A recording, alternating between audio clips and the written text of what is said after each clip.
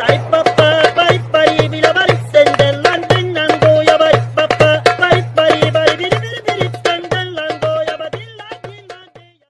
guys, welcome to my Queen Anime.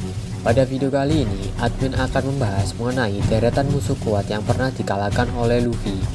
Sepanjang perjalanan Luffy mengarungi lautan untuk menemukan One Piece dan mengejar impiannya menjadi Raja Bajak Laut, semua tidak mudah dilalui oleh Luffy dan anggota nakamanya. Karena dalam perjalanannya, Luffy mati-matian untuk memenangkan pertarungan tersebut.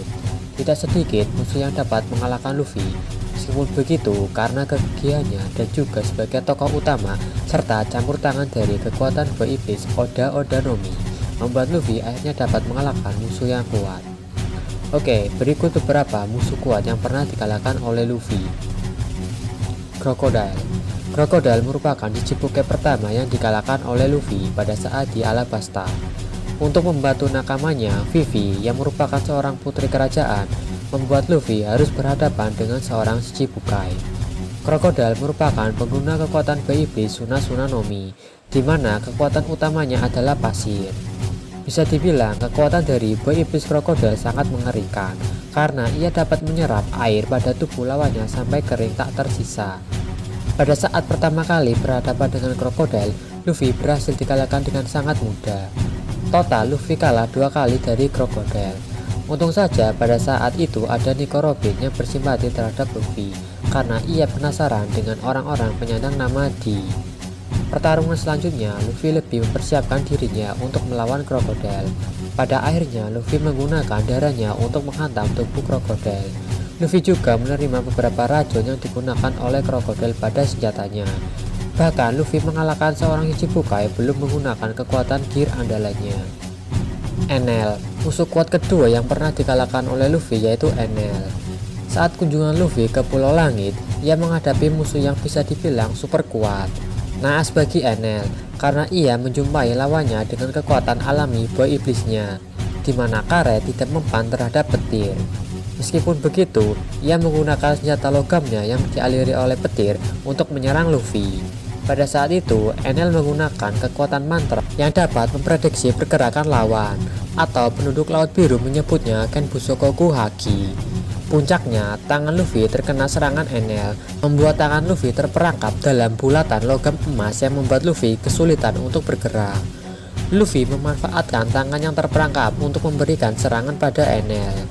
Menyadari hal itu, Enel berubah dirinya menjadi manusia 200 juta volt. Bentuk perubahan Enel hampir mirip dengan bentuk Gear for Luffy.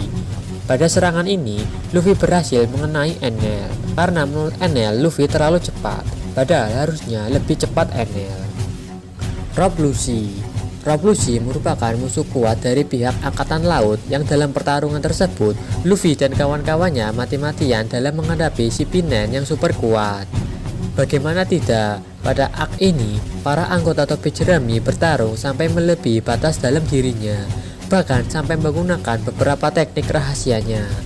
Pertarungan ini merupakan pertarungan untuk menyelamatkan Nico Robin yang dipaksa untuk dibawa dengan memberikan ancaman. Saat pertarungan pertama, Luffy dan Zoro bisa dikatakan langsung kalah dengan mudah oleh Rob Lucy. Dengan kekuatan buah iblis tipe Zoan Leopard, perubahan bentuk hibridnya mampu melempar Zoro dan Luffy sampai terjepit di bangunan. Pada saat pertarungan kedua di Enies Lobby, Luffy terus-terusan mendapat serangan telak dari Rob Lucy. Sebagai agen CP9, pemerintah dunia, Rob Lucy sangat terlatih untuk menghabisi nyawa seseorang.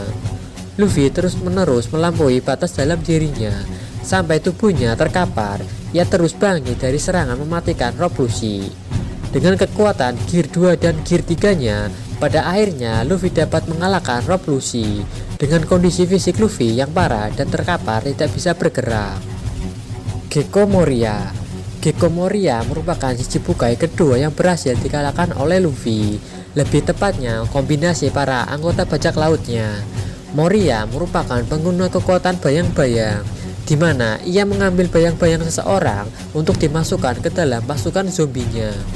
Pada saat di Trail Bug, ia tidak semata-mata murni melawan Luffy secara langsung, akan tetapi ia menggunakan tubuh raksasa Ors yang telah dimasuki bayangan Luffy, sehingga Ors memiliki kekuatan yang mirip dengan Luffy.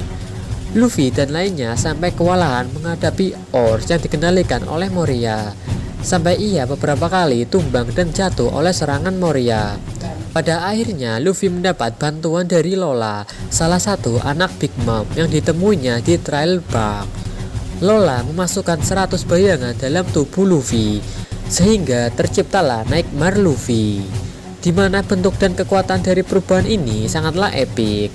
Setelah semua anggotanya dikalahkan oleh Moria, Nightmare Luffy mampu menahan serangan dan mampu membanting tubuh Oars yang sangat besar. Pada akhirnya, setelah batas penggunaan 100 bayangan, Luffy kembali ke bentuk semula. Dan dengan kerjasama antar anggota topi jerami, mereka dapat mengalahkan Moria, dapat mengembalikan semua bayangan yang telah dicuri oleh Moria.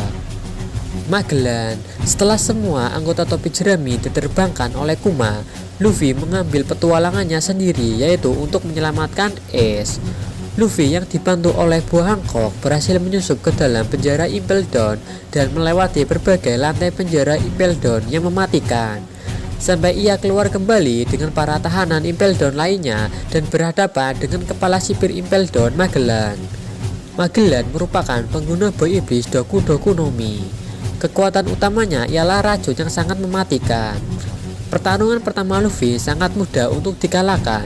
Hal ini dikarenakan Magellan sangat sulit untuk disentuh, karena jika menyentuh tubuhnya, racunnya maka akan memberikan efek luka pada lawannya.